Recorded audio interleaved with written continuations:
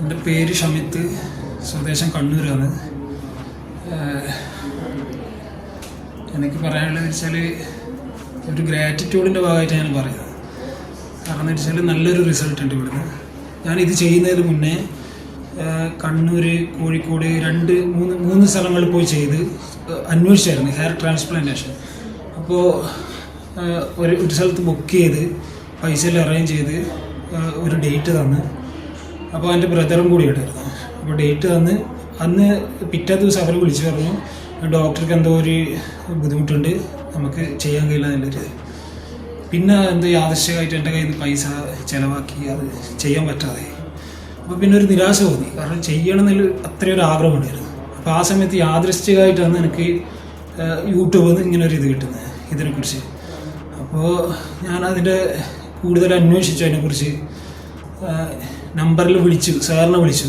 ഒരു സാർ എടുത്തായിരുന്നു.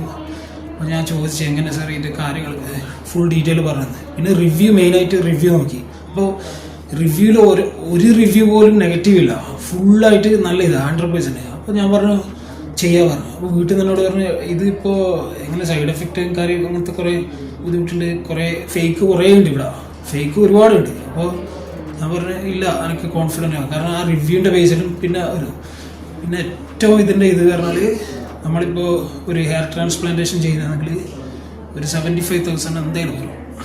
ഇത് 20,000 വരുന്നത്. അത് വലിയൊരു കാര്യമാണ്, എല്ലാവർക്കും ചെയ്യാൻ പറ്റും. പിന്നെ നല്ല സർവീസ്, എല്ലാം കൊണ്ടും നല്ല റിസൾട്ട്. ഇപ്പോൾ എന്നോട് കുറേ ആൾ പറഞ്ഞു നല്ല മുടി. ഇപ്പോൾ എന്നെ കണ്ടപ്പോൾ കുറേ ആൾ പറയും, മുടി എന്തൊക്കെ ചെയ്തിട്ടുണ്ടോ? ഞാൻ പറഞ്ഞു ഞാൻ ചെയ്തിട്ടുണ്ട്.